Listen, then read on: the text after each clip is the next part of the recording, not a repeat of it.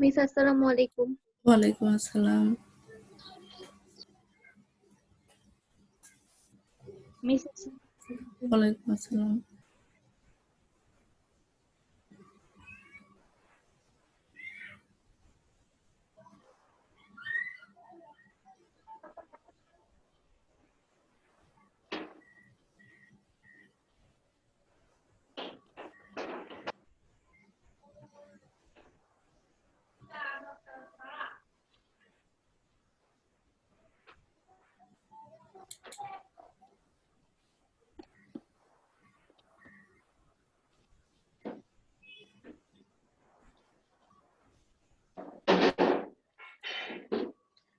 Miss আসসালামু আলাইকুম। ওয়ালাইকুম আসসালাম।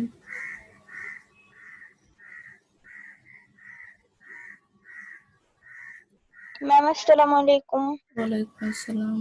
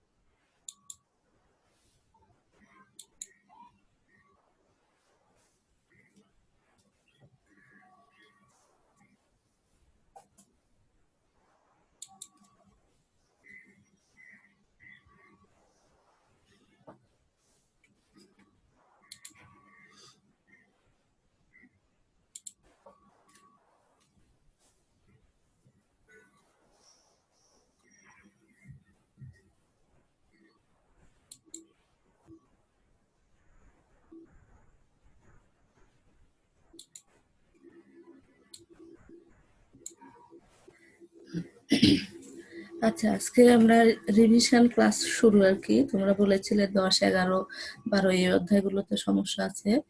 আমি আজকে শুরুতে তোমাদের সাথে 11 অধ্যায়, কারণ এই অধ্যায়টা তোমাদের জন্য খুবই গুরুত্বপূর্ণ। পরবর্তীতে যখন তোমরা ইন্টারমিডিয়েট উঠবে তখন এই অধ্যায়টা নিয়ে ব্যাপক আলোচনা রয়েছে, তাই এই অধ্যায়টা নিয়ে আমি প্রথমে রিভিশন। ওয়ালাইকুম আসসালাম। আমার কথা শুনতে পাচ্ছ? জি ম্যাম। আচ্ছা, ঠিক আছে।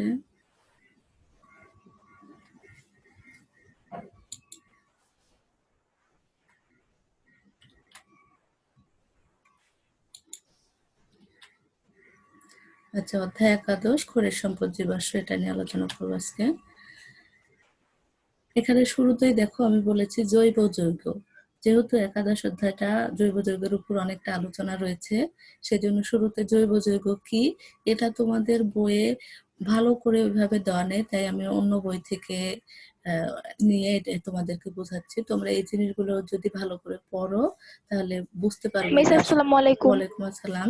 জৈব যৌগটা কতটা ব্যাপক জিনিস এবং এটা জানা কেন প্রয়োজন এটা আমরা জানবো।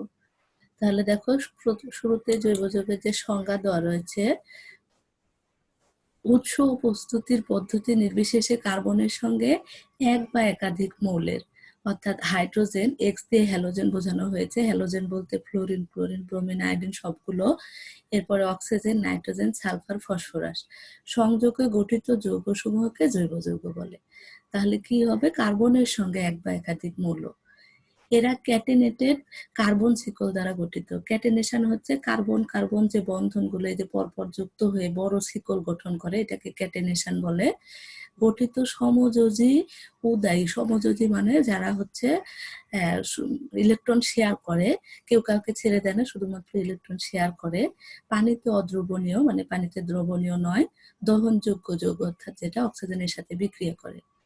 অন্যভাবে কি বলা যায়? কার্বন এবং হাইড্রোজেন দ্বারা গঠিত যৌগকে বলে হাইড্রোকার্বন, এবং হাইড্রোকার্বন ও এদের থেকে উদ্ভূত যৌগসমূহকে জৈব যৌগ বলে।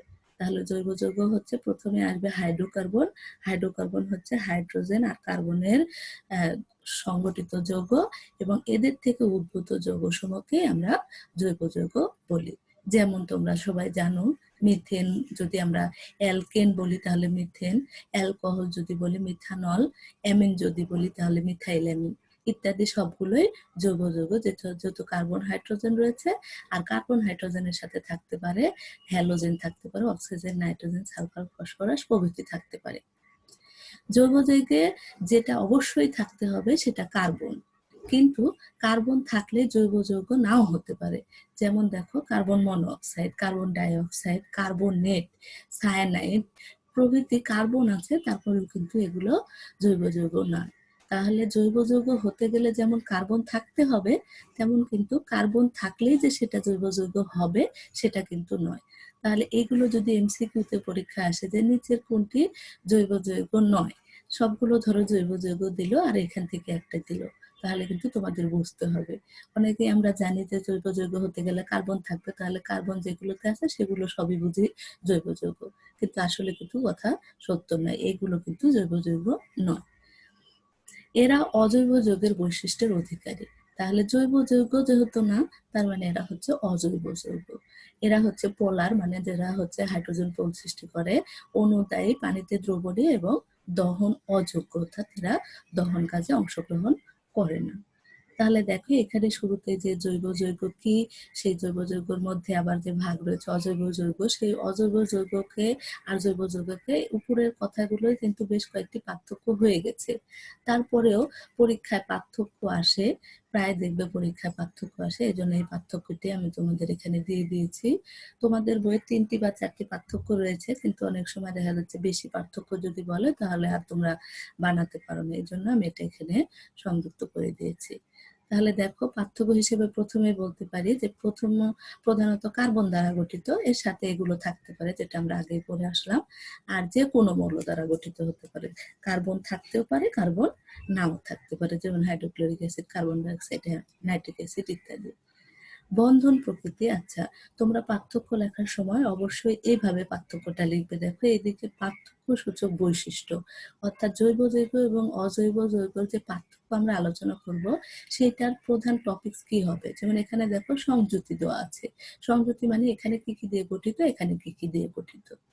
বন্ধন প্রকৃতি আমরা আগে জেনে আসলাম যে সমযোজী বন্ধন দ্বারা গঠিত, আর অজৈব যৌগ হচ্ছে আয়নিক এবং সমযোজী উভয়। আয়নিক হচ্ছে যেটা আয়ন গঠন করে তারপরে বন্ধনে অংশগ্রহণ করে যৌগ গঠন করে।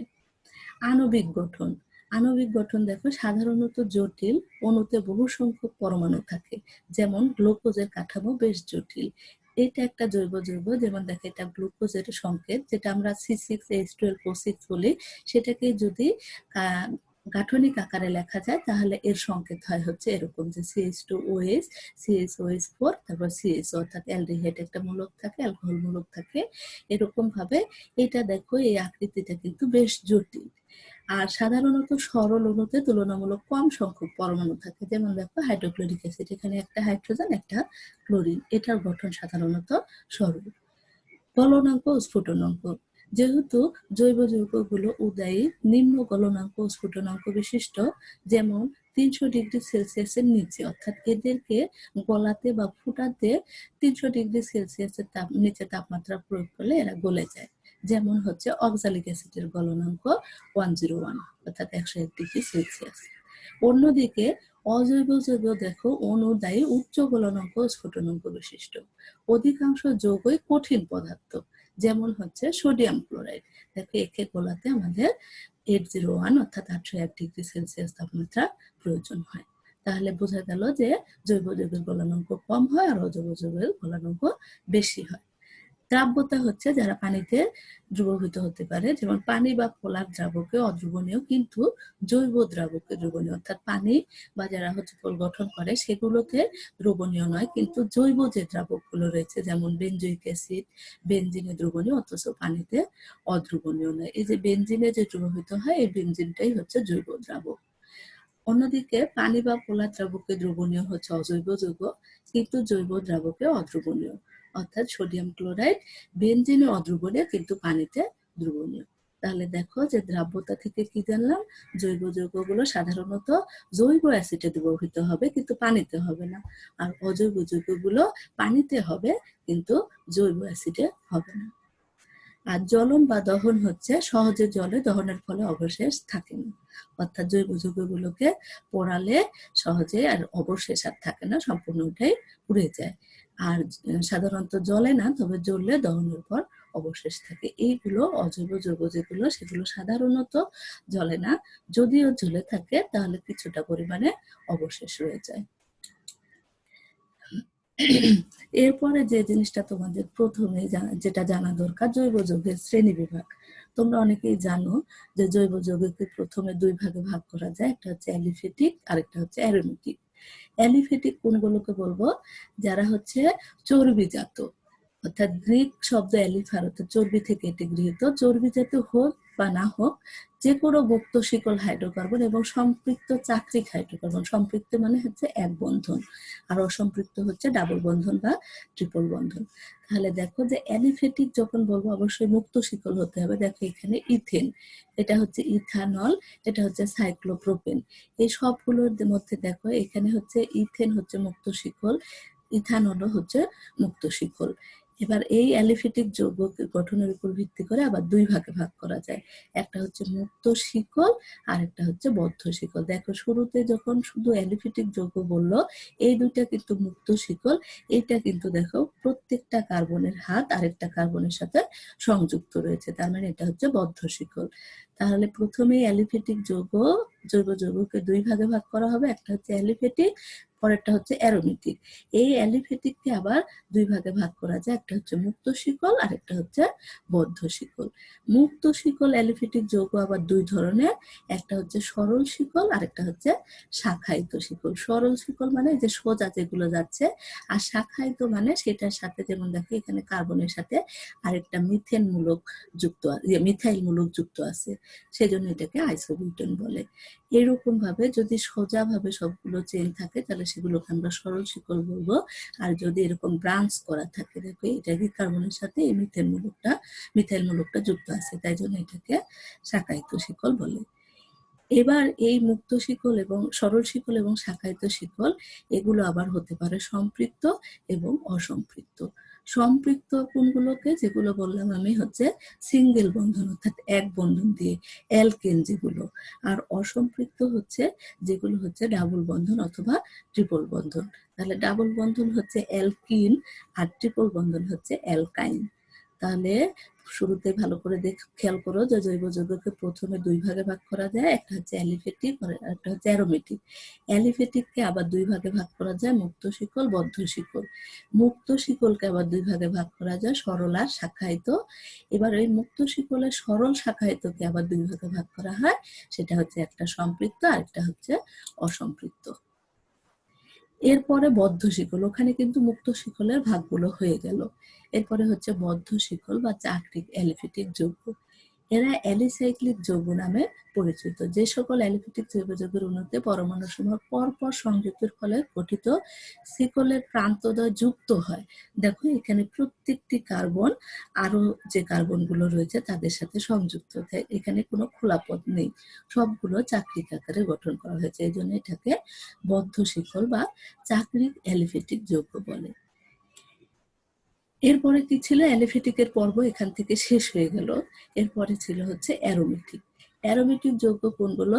যেগুলো হচ্ছে বিশেষ ধরনের অসম্পৃক্ত বলয় বিশিষ্ট যৌগ, যেমন হচ্ছে বেনজিন, বেনজিনের জাতক অর্থাৎ বেনজিন থেকে তৈরি হয় এমন কিছু অন্যান্য কিছু অনুরূপধর্মী চাকরিক যৌগকে অ্যারোমেটিক যৌগ বলে।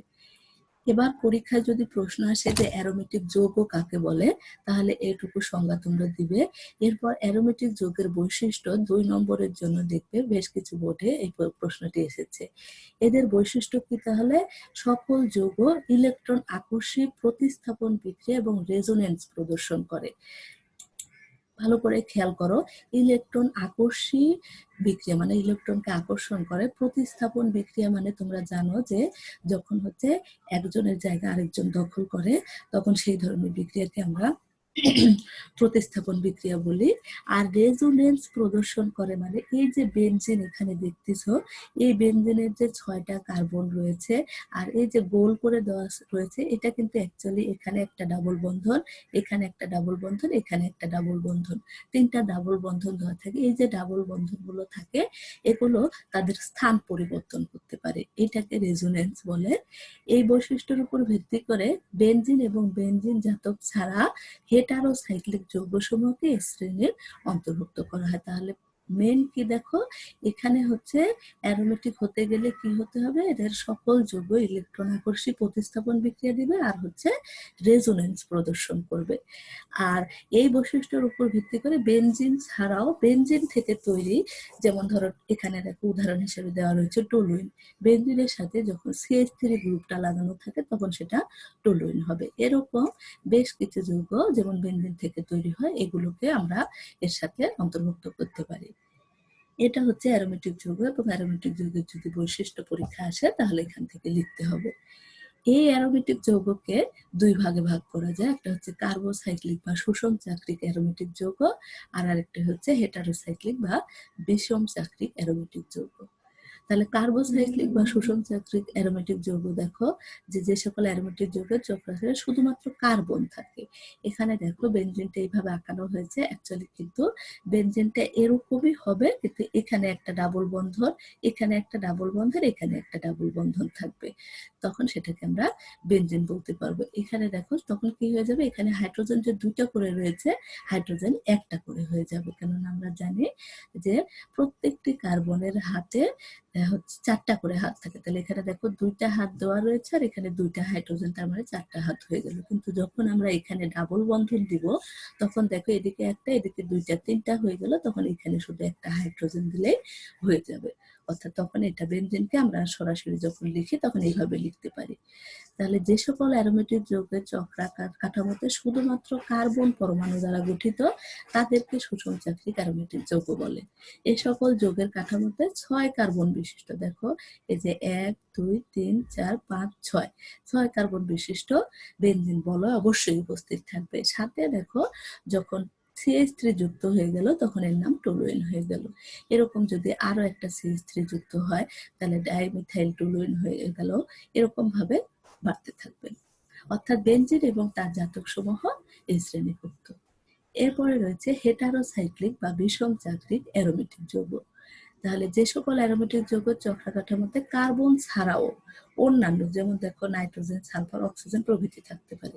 এখানে দেখো এটা বেনজিন বলয় ছিল, এটাও বেনজিন বলয়, কিন্তু এখানে কার্বনের পরিবর্তে এখানে 5টা কার্বন রয়েছে আর এখানে একটা নাইট্রোজেন রয়েছে। তাহলে কার্বন যখনই থাকবে না অন্যান্য কোনো মৌল উপস্থিত থাকবে তখন সেটাকে আমরা হেটারোসাইক্লিক বিষম চাক্রিক অ্যারোমেটিক যৌগ বলবো। এখানে দেখো এস রয়েছে, এজন্য এটাকে থায়োপিন বলে।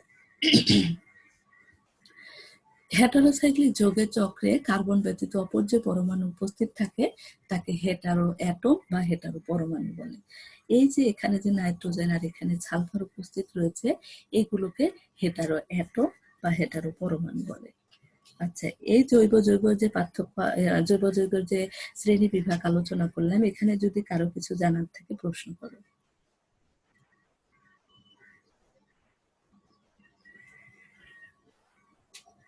আচ্ছা, কেউ কিছু বলছো না, তার মানে কারো কিছু জানার নেই। এবার অনেক সময় জৈব যৌগের শ্রেণী বিভাগটা এরকম ডায়াগ্রামে আঁকতে বলে যে কিভাবে সংক্ষিপ্ত ভাবে এর শ্রেণী বিভাগটা করা যায়। যে কথা এতক্ষণ ধরে আলোচনা করলাম, সংজ্ঞা, উদাহরণ ইত্যাদি দিয়ে আলোচনা করলাম, সেইটাকে শুধুমাত্র এভাবে আলোচনা করা যায়। দেখো শুরুতে জৈব যৌগ হচ্ছে দুইটা ভাগ, একটা হচ্ছে অ্যালিফেটিক যৌগ, একটা হচ্ছে অ্যারোমেটিক যৌগ। অ্যালিফেটিক যৌগ আবার দুই ধরনের, মুক্ত শিকল, বদ্ধ শিকল। মুক্ত শিকল আবার দুই ধরনের, সরল শিকল, শাখায়িত শিকল। সেম ভাবে বদ্ধ শিকল হচ্ছে দুই ধরনের, সুষম চাক্রিক আর বিষম চাক্রিক। এবার এই যে সরল শিকল আর শাখায়িত শিকল এগুলো আবার দুই ধরনের, একটা হচ্ছে সম্পৃক্ত, অসম্পৃক্ত। সম্পৃক্ত যেটা কার্বন এক বন্ধন, আর অসম্পৃক্ত আবার দুই ধরনের, একটা হচ্ছে দ্বিবন্ধন আর একটা হচ্ছে ত্রিবন্ধন। সেম ভাবে সুষম চাক্রিক কোণগুলো উদাহরণ হিসেবে দেওয়া রয়েছে, বিষম চাক্রিক কোণগুলো সেটা উদাহরণ দেওয়া রয়েছে। আবার অ্যারোমেটিক যৌগেরও দুই ধরনের, সুষম চাক্রিক আর বিষম চাক্রিক। সুষম চাক্রিক মানে দেখো কার্বন হাইড্রোজেন বন্ধন, এখানে কার্বন ছাড়াও আরেকটা মৌল রয়েছে হচ্ছে নাইট্রোজেন। এই হলো জৈব যৌগের শ্রেণী বিভাগ।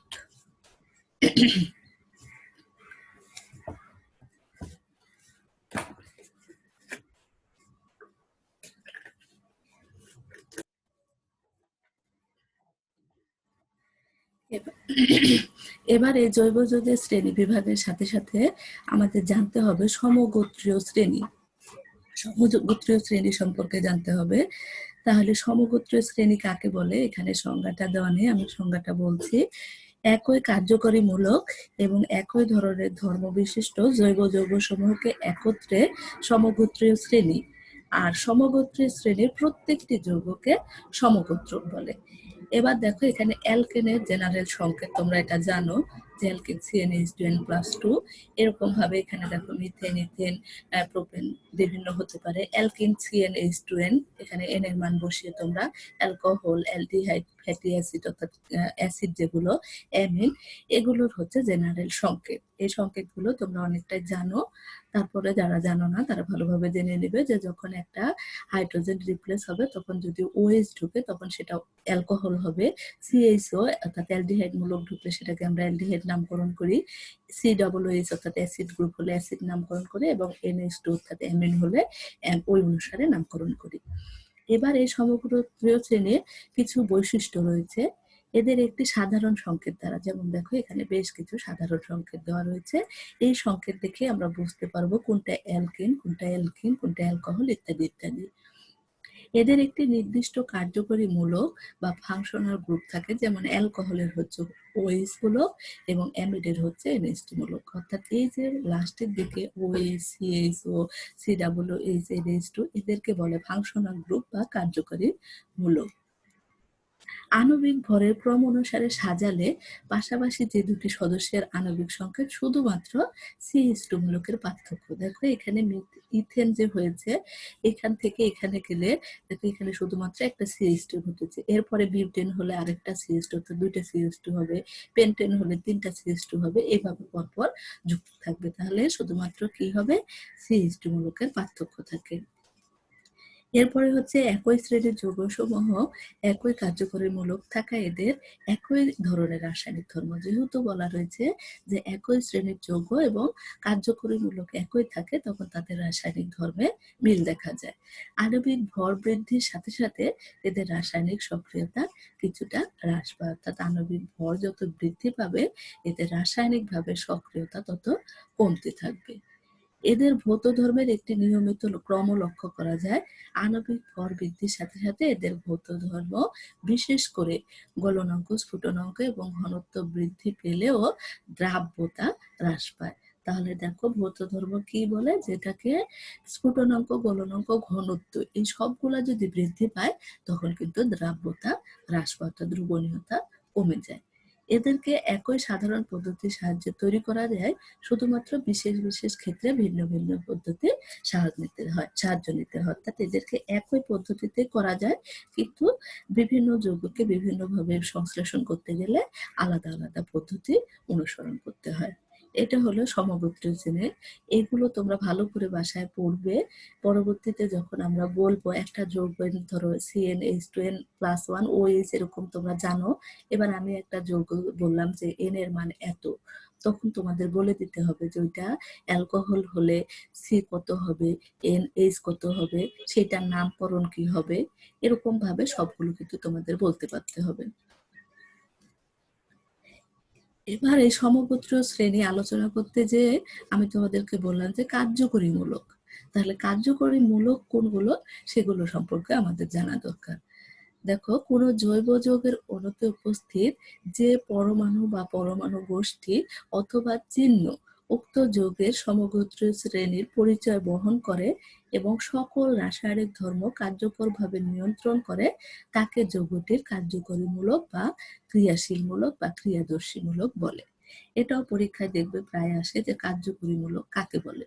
তাহলে কি হবে, যে জৈব যৌগের অণুতে যে পরমাণু অথবা চিহ্ন অথবা কোনো আয়ন আকারে থাকে যেগুলো রাসায়নিক ধর্ম নিয়ন্ত্রণ করে, ওইটাকে আমরা কার্যকরী মূলকও বলতে পারি, ক্রিয়াশীল মূলকও বলতে পারি, ক্রিয়াদর্শী মূলকও গ্রুপও বলতে পারি। তাহলে পরীক্ষায় তোমরা দেখো কার্যকরী মূলক কাকে বলে পারো, কিন্তু যখনই বলো ক্রিয়াশীল মূলক বা ক্রিয়াদর্শী গ্রুপ কাকে বলে তখন কিন্তু অনেকেই পারো না। এইগুলোর নাম হচ্ছে একই, কার্যকরী মূলকও যেটি, ক্রিয়াশীল মূলকও সেটি, ক্রিয়াদর্শী গ্রুপও সেটি। তাহলে কি কি মূলকগুলো এখানে রয়েছে দেখো, সবগুলো এখানে দিয়ে রেখেছি তোমাদের জন্য। যদিও এতগুলোর প্রয়োজন নেই, তোমাদের এই কার্বক্সিলিক অ্যাসিড এই পর্যন্ত জানলেই হবে। এর মধ্যে কিটোনও তোমাদের তেমন ভাবে নেই, অর্থাৎ তোমাদের অ্যালকিন, অ্যালকাইন, অ্যালকেন, আর হচ্ছে অ্যালকোহল, অ্যালডিহাইড আর কার্বক্সিলিক অ্যাসিড, এই কয়েকটা মোটামুটি জানলেই হবে। কিন্তু এগুলো তোমরা একটু দেখে রাখবে, পরবর্তী তোমাদের যেহেতু ট্রেনে পড়ো, তার মানে তোমাদের সামনে পরীক্ষা, তোমরা পরীক্ষা দিয়ে ইন্টারমিডিয়েটে উঠে যাবে, তখন এইগুলো দেখলে তোমরা বুঝতে পারবে যে এইগুলো হচ্ছে আমরা আগেই ক্লাস 10-এ দেখে এসেছি। তাহলে তোমরা দেখো অ্যালকিন, অ্যালকিন হচ্ছে দ্বিবন্ধন। দেখো এই যে এখানে দ্বিবন্ধন দেওয়া রয়েছে, তাহলে এখানে কার্বনের হাত যেহেতু 4টি হতে হবে, এদিকে 2টা রয়েছে, আরো 2টা হাত ফাঁকা, এই জন্য দেখো এখানে 2টা বন্ধনের মতো করে চিহ্ন দেওয়া রয়েছে। এখানে তুমি যদি 2টা করে হাইড্রোজেন দুই পাশে দাও, তাহলে একটা নামকরণ তোমরা পেয়ে যাবে। এটার হচ্ছে সংকেত হচ্ছে এটা, আর গাঠনিক রূপে রেখা যায়। সংকেত আর গাঠনিক রূপ অনেকটাই একই অ্যালকেন অ্যালকিনের ক্ষেত্রে, তবে অ্যালকোহল বা হচ্ছে অ্যালডিহাইড বা কিটোন বা অ্যাসিডের ক্ষেত্রে কিছুটা আলাদা হয়। যেমন দেখো অ্যালকোহল, এখানে OH, সেই OH-টাকে আমরা ভেঙে OH এইভাবে লিখি। সেম ভাবে অ্যালডিহাইড মূলক দেখো CHO, এটাকে আমরা ভেঙে দেখো গাঠনিক যখন সংকেত লিখবো, তখন দেখো এখানে C ডবল বন্ধন ও এখানে H, তার মানে কিন্তু CHO হলো। সেম ভাবে কিটোন মূলক যখন সিও লিখবো, তখন দেখো সি ডাবল বন্ধন, অর্থাৎ অক্সিজেন যেহেতু দ্বিবন্ধন যুক্ত, এটাকে এভাবে লেখা যায়। কার্বক্সিলিক অ্যাসিড COOH, এটাকে দেখো সি ডাবল বন্ধন ও, তারপর অক্সিজেন, তারপরে হাইড্রোজেন, এভাবে লেখা হয়। তাহলে অনেক সময় তোমরা এটা দেখে চিনো, কারণ এটা সম্পর্কে তোমাদের বই আলোচনা আছে। কিন্তু পরীক্ষায় দেখবে অনেক যৌগেরই গাঠনিক সংকেত যখন আলোচনা করা থাকে, তখন এইভাবেও দেওয়া থাকে। তাই এটাও তোমাদের জানতে হবে। আপাতত তোমরা 6 পর্যন্ত জানলেই হবে, কিন্তু পরবর্তীর জন্য তোমরা এই 15 পর্যন্তই মোটামুটি ভাবে জেনে রাখবে। এটা হলো জৈব যৌগের প্রাথমিক আলোচনা, যেটা তোমাদের বইয়ে ভালো করে নেই, তাই আমি অন্য বই থেকে আগে বলেছি সংগ্রহ করে এখানে দিয়েছি। এবার তোমাদের বইয়ে ফিরে আসি। শুরুতে তোমাদের যে ছিল সম্পৃক্ত যে হাইড্রোকার্বন, অর্থাৎ কার্বন কার্বন সিঙ্গেল বন্ধন যেগুলো, এক বন্ধন যেগুলো, সেগুলো হচ্ছে অ্যালকেন।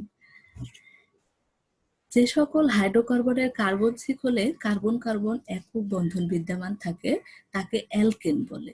এবার অ্যালকেনের সাধারণ সংকেত আমরা দেখে আসলাম, CH2N+2, এটাও তোমরা সবাই জানো। এবার এর 1, 1, 2, 3, 4 এভাবে 10 পর্যন্ত যদি আমরা বসাই, তাহলে আমরা মিথেন থেকে ডিকেন পর্যন্ত এই মৌলগুলো পাবো। এই শ্রেণীর প্রথম সদস্যের নাম মিথেন। প্রথম সদস্য বলে সাধারণ সংকেত N=1, আর তাই এর সংকেত মিথেন, অর্থাৎ CH4। দ্বিতীয় সদস্য হলে ইথেন হবে, এভাবে প্রোপেন, বিউটেন, পেন্টেন, এভাবে হতে হতে ডেকেন পর্যন্ত হবে। এরপরেও আছে, তোমাদের ডেকেন পর্যন্ত জানলেই হবে। এবার দেখো অ্যালকেনের বন্ধন ভাঙা অনেক কঠিন, তাই অ্যালকেন রাসায়নিকভাবে অনেকটা নিষ্ক্রিয়, এজন্য এদেরকে প্যারাফিন বলে। প্যারাফিন অর্থ হচ্ছে আসক্তিহীন। এই প্রশ্নটি তোমাদের পরীক্ষায় খতে প্রায় আসে, তোমরা সালের কোশ্চেন দেখলে বুঝতে পারবে যে একটা যৌগের নাম দেওয়া থাকে যেটা হচ্ছে অ্যালকিন, এবার বলা থাকে যে এইটাকে প্যারাফিন বলা হয় কেন। তাহলে প্যারাফিন কি, শুরুতে যদি তোমরা সেটা না জানো, তাহলে কিন্তু এই প্রশ্নের উত্তরটি তোমরা ভালোভাবে করতে পারবে না। তাহলে প্যারাফিন অর্থ হচ্ছে আসক্তিহীন, মানে যার মধ্যে কোনো আসক্তি থাকে না, এটাকে প্যারাফিন বলে। তাহলে অ্যালকেনের বন্ধন ভাঙা অনেক কঠিন, অর্থাৎ সিঙ্গেল যে বন্ধনগুলো আছে, ডাবল বন্ধনের চেয়ে ব্যাপক পরিমাণে শক্তি বেশি প্রয়োজন হয়। রাসায়নিকভাবে অ্যালকেন অনেকটাই নিষ্ক্রিয়, অর্থাৎ নিষ্ক্রিয় গ্যাসের মতো আচরণ করে অনেকটাই, এই জন্য এদেরকে প্যারাফিন বলে, অর্থাৎ প্যারাফিন অর্থ হচ্ছে আসক্তিহীন। এবার এই যে অ্যালকেন যে আমরা নামকরণ করি, মিথেন, ইথেন, প্রোপেন, বিউটেন, এই নামকরণের কিছু পদ্ধতি রয়েছে। সেই পদ্ধতির দেখো ইউপ্যাক, ইউপ্যাক হচ্ছে একটি সংস্থা যেখান থেকে এই আন্তর্জাতিকভাবে নামকরণ করা হয়। ইউপ্যাকের ফুল মিনিং হচ্ছে international union of pure and applied chemistry. এই পদ্ধতিতে অ্যালকেনের নামকরণের নিয়ম দেখো, সরল শিকল বিশিষ্ট অ্যালকেনে 1 কার্বন বিশিষ্ট অ্যালকেনকে মিথেন, 2 কার্বন হলে ইথেন, 3 কার্বন হলে প্রোপেন, এভাবে চলবে। ডেকেন পর্যন্ত, অর্থাৎ 10 কার্বন হলে ডেকেন হবে। আরেকটা হচ্ছে অ্যালকেনের ক্ষেত্রে কার্বন সংখ্যার গ্রিক সংখ্যাসূচক শব্দের শেষে এন যোগ করা হয়, অর্থাৎ এই যে মিথেন, অ্যালকেন, যেটা থেকে অ্যালকেনের এন নামটা এখানে এসে যুক্ত হয়ে যায়, যে মিথেন, ইথেন, প্রোপেন, বিউটেন। যখনই আবার অ্যালকিন হয়ে যাবে তখন মিথিলিন হবে, তারপরে অ্যালকিন। এভাবে যখন অ্যালকিনের নাম যেমন ইন হচ্ছে, সেম ভাবে আমাদের হবে ইথিন, প্রোপিন, বিউটিন। যখন অ্যালকাইন হবে তখন হবে হচ্ছে ইথাইন, প্রোপাইন, অর্থাৎ আয়ন যুক্ত হবে। এভাবে একটা নামকরণ শিখলে তোমরা পরবর্তী নামকরণগুলো করতে পারবে। এবার দেখো তোমাদের বইয়ে এটা ছিল যে এন এর মান 1 বসিয়ে তোমরা জেনারেল সংকেতটা সুন্দর করে লিখবে যে CnH10+2। এবার এন এর মান 1 বসালে মিথেন, ইথেন, প্রোপেন, এভাবে দেখো ডেকেন পর্যন্ত দেওয়া রয়েছে। অনেকেই তোমরা এটা পারো, এর জন্য এটা আমি ডিটেলস আলোচনায় যাচ্ছি না। এই ছিল আমাদের আজকের আলোচনা। এবার আমি তোমাদেরকে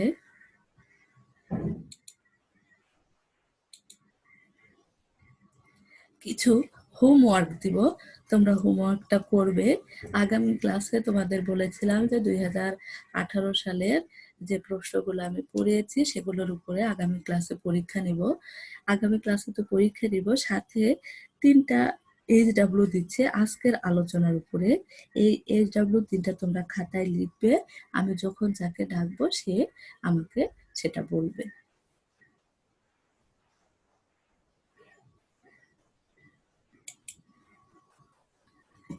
আচ্ছা, তোমরা HW গুলো লেখো। C4H10 কমা দিয়ে লিখবে C2H6, দুইটা যৌগ একসাথে দিচ্ছি, একটা হচ্ছে C4H10 আর একটা হচ্ছে C2H6। এই দুইটা যৌগকে প্যারাফিন বলা হয় কেন? প্রথম প্রশ্ন হচ্ছে C4H10 আর হচ্ছে C2H6 কে প্যারাফিন বলা হয় কেন? লেখা হয়েছে?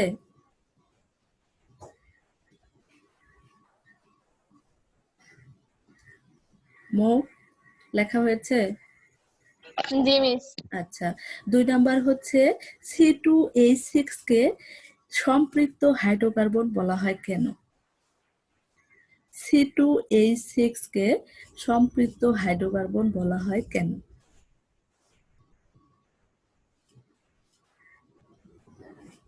3 নাম্বার প্রশ্ন হচ্ছে C4H8 একটি অসম্পৃক্ত হাইড্রোকার্বন কেন?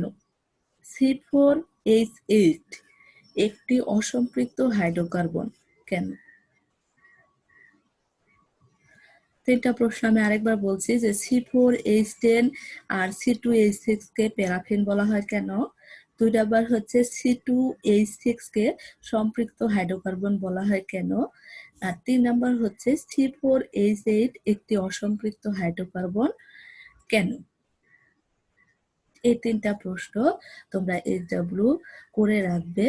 আগামী ক্লাসে 2018 সালের প্রশ্নর উপরে পরীক্ষা হবে, মৌখিক পরীক্ষা। আমি যখন যে প্রশ্নটা করব, 2টা বা 3টা প্রশ্ন করব, সেই প্রশ্নের উত্তর দিবে। সেই মার্কসটা আমি প্র্যাকটিক্যালের যে ভাইবা নম্বর হয় সেখানে আমি যুক্ত করে রাখবো।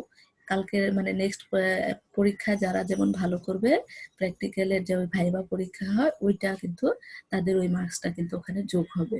অতএব ভাইবা পরীক্ষাটা তোমরা খুব ভালো করে দিবে, আর সাথে এই HWটা তোমরা করে রাখবে। আমি যাকে জিজ্ঞেস করব, সবাইকে তো আর জিজ্ঞেস করা সম্ভব হবে না, যাকে জিজ্ঞেস করব সে আমাকে বলবে যে এটা কেন প্যারাফিন বলা হয়, কেন সম্পৃক্ত হাইড্রোকার্বন, কেন অসম্পৃক্ত হাইড্রোকার্বন। এবার আজকের যে টপিকস নিয়ে আলোচনা করলাম সেখান থেকে 2-1টা প্রশ্ন আমি যাকে বলবো, মো তুমি একটু সবার স্ক্রিনশট দিয়ে আমাকে দিয়ে দিও। ওকে মিস। আচ্ছা, এবার দেখো এখানে হচ্ছে আজকে যে আলোচনা করলাম সেখান থেকে আমি 2-1টা প্রশ্ন করব, কেউ যাকে বলবো সে উত্তর দিবে। আচ্ছা, বুশরা, শুরুতেই বুশরা তুমি আনমিউট করো। একটা অজৈব যৌগের নাম বলো। Carbon die oxide. Carbon die oxide. আচ্ছা, ঠিক আছে, ধন্যবাদ। এরপরে মেহেক বলো, মেহেক আনমিউট জি করো। মিস। হ্যাঁ, তুমি আমাকে বলো যে বন্ধন প্রকৃতি জৈব যৌগের আর অজৈব যৌগের কার কেমন হবে? এটা তো বলতে পারতেছি না। কেন ক্লাস শুনোনি বাবা? বলতে পারতে হবে তো কি ধরনের বন্ধন থাকে। আচ্ছা ওইটা বাদ দিলাম, তুমি আমাকে বলো যে জৈব যৌগ হতে গেলে কি অবশ্যই থাকতে হবে? কোন মৌলটি অবশ্যই থাকতে হবে মেহেক বলো? কার্বন। কার্বন থাকতে হবে। আর কার্বন থাকলেও তো জৈব যৌগ হবে না, এরকম একটা উদাহরণ বলো। কার্বন থাকবে কিন্তু জৈব যৌগ না, একটা উদাহরণ বলো, পারবে? আচ্ছা, ও বলতে পারবে না। এবার হচ্ছে ইভা। ইভা আনমিউট করো। সালমা আক্তার ইভা। এই যে যারা আনমিউট করো না, যাদেরকে আমি ডাকছি কথা বলছো না, তাদের নামে কিন্তু আমি অফিসে কমপ্লেন করব যে তোমরা ক্লাসে জয়েন দিয়ে ঘুরে বেড়াও, ডাকলেও তোমরা কথা বলো না। আচ্ছা এবার তাহেরা বলো। তাহেরা। জি মিস। হ্যাঁ, তুমি আমাকে বলো যে জি মিস, শুনতে জৈব পাচ্ছি। যৌগ, হ্যাঁ জৈব যৌগ হতে গেলে কার্বন থাকবে, এবার কার্বন থাকলেও সেটা জৈব যৌগ নয়, এরকম দুই একটা উদাহরণ বলো। দুই একটা মানে কার্বন থাকবে কিন্তু কিন্তু সেটা জৈব জৈব যৌগ, যৌগ হ্যাঁ নয়। হ্যাঁ হ্যাঁ হ্যাঁ। HCl আর কার্বন ডাই অক্সাইড। কিন্তু HCl এ তো কার্বন নেই, ওটা তো ক্লোরিন। ও আচ্ছা, carbon die sorry oxide sorry. ঠিক আছে, carbon die, carbon die oxide, আর আর কার্বন ডাই অক্সাইডের আরেকটা জাতক যেটা আমাদের জন্য খুব ক্ষতিকর, কার্বন মনোক্সাইড। Carbon monoxide. ধন্যবাদ, ধন্যবাদ। এবার আতকিয়া তুমি আনমিউট করো। জি মিস। হ্যাঁ, তুমি আমাকে বলো যে গলনাঙ্ক কোন যৌগের বেশি, জৈব যৌগ নাকি অজৈব যৌগের? মিস অজৈব যৌগের। অজৈব যৌগের, যেমন বলো একটা উদাহরণ দাও তো। যেমন NaCl এর হ্যাঁ NaCl এর গলনাঙ্ক 801, ওটার আচ্ছা, বেশি। আর অক্সালিক NaCl কে, অ্যাসিডের হচ্ছে 101। NaCl কে কি বলে বলো তো, নামটা বলো। Sodium chloride. সোডিয়াম ক্লোরাইড, ওকে ধন্যবাদ। আচ্ছা এরপরে হচ্ছে এই যে এরকম ভাবে তোমরা আনমিউট করে আমার সাথে কথা বলবে, তবে কিন্তু জুমের ক্লাসটা সার্থক হবে, না হলে ওই ভিডিও রেকর্ডেড ক্লাসের মতো হয়ে যাবে। আচ্ছা সাবিকুন নাহার তুমি বলো। সাবিকুন নাহার আনমিউট করো। জি মিস। হ্যাঁ, তুমি আমাকে একটা প্রশ্নের উত্তর দাও যে কার্যকরী মূলক OH থাকলে তাকে আমরা কি বলি? OH লাস্টে যখন OH যুক্ত থাকে সেটাকে আমরা কি নামে ডাকি? বলতে পারবে? Miss alcohol. অ্যালকোহল বলি, ধন্যবাদ। আচ্ছা এবার আনিকা বলো, যদি COCOH থাকে তাহলে সেটাকে আমরা কি বলি? আনিকা।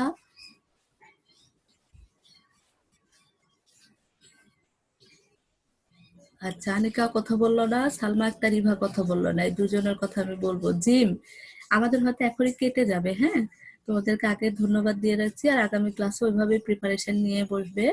জিম আনমিউট করো। জি মিস। হ্যাঁ জিম, তুমি আমাকে বলো COOH থাকলে সেটাকে আমরা কি বলবো? পুরো যোগের সাথে COOH থাকলে কার্বক্সিলিক অ্যাসিড। অ্যাসিড বলবো। আচ্ছা ধন্যবাদ। আর কাকলি, তুমি বলো CHO থাকলে কি বলবো? কাকলি 25